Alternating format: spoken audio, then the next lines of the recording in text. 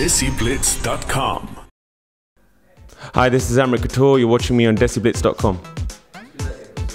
We have with us today singer, songwriter and musician Amrit Ghatore. Let's start with your background. What were you like as a young boy? And share with us some of your experiences of martial arts. Okay, so when I was young, I was quite timid. I was a little bit overweight. I used to be the quiet boy. I had a few problems with bullies, even though, I've been in martial arts since I was 4. But I think martial arts drastically helped me, build character, make sure that I had the confidence to go and, speak to people or confront bullies, and be the person I really want to be in life, But that didn't come straight away. A lot of people have a big misconception that, because I've been doing karate since day one, I was always confident. But it wasn't like that. It was something that grew, from a low age all the way to up to now. Please tell us please tell us your story of how music appeared in your life. It's a funny one, really, actually, because I was in primary school, and there was auditions for a choir, and I was told by their teacher that if you get selected, then you get to miss maths class, and so I just went for it. I was hitting notes that I never knew I could hit before, and then they came back with the results, and they said, okay, this person is selected, and I got selected. So I was quite pleased with that. And it kind of went from there. I didn't really take it seriously then. It was just something that I did because I didn't like maths. So from there it went on to secondary school. Secondary school was quite an influential time for me, actually, because that's when I started to actually play with instruments.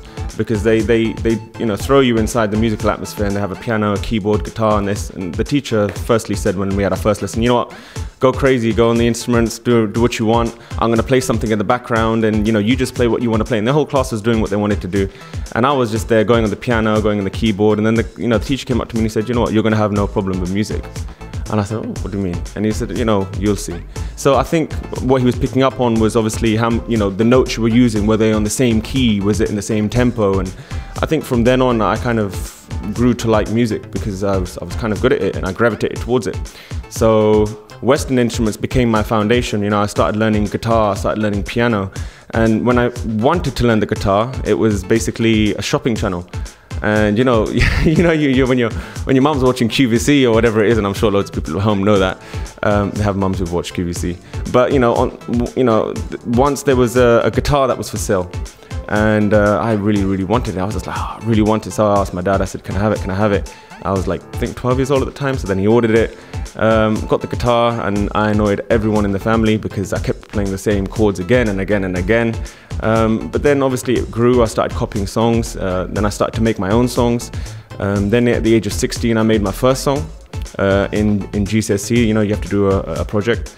And then from there, it kind of went on to a bit more experimental. And then when I was 18, I picked up Indian classical.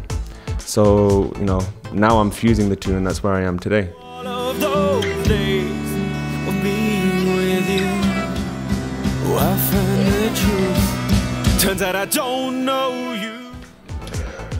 Lies, your brand new single.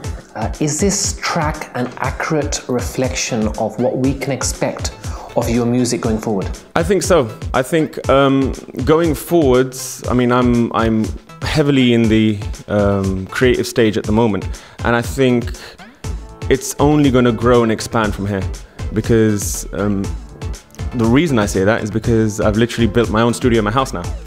So before I was at the mercy of other studios, are you open, or funding was an issue because studio's not cheap.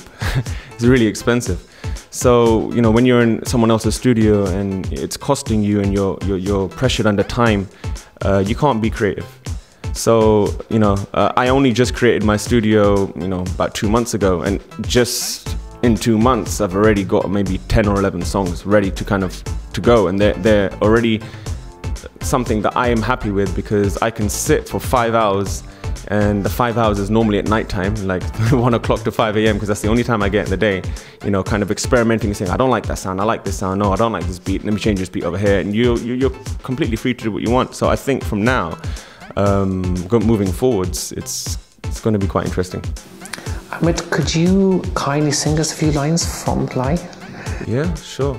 Behind my safe, your falsehood walls came down. Stop pumping for me, swallowed, repeat.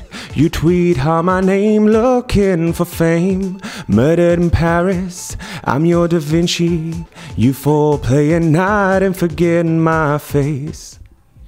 Behind my safe, your falsehood walls came down. Stop pumping for me, swallowed, repeat. You tweet how my name, looking for fame. When it comes to music, how do you feel about coming from a Desi background, yet aligning with other cultural identities? Well, working with people from all different backgrounds and walks of life. I think it's great, and I mean, I think it definitely opens up the spectrum of ideas, because, you know, one person will think one way, another person will think another way. You know, they bring both the ideas to the table and you fuse them together and you create something completely new. So I think it's a positive thing, really. I don't think it's something that people, you know, I'm not the type of person who kind of follows the herd. That's not me, you know. I like being different, and I enjoy and I embrace that side of me. That's not really the norm, you know. I mean, a lot of people will say to me, "Oh, why don't you sing, you know, Punjabi songs or Bhangra songs?" And it's just because it's not in me to do that, you know. I'm not trying to be anyone other than myself, and if that makes me different, then that's a good thing, I say, you know. So yeah, I think it's a good thing.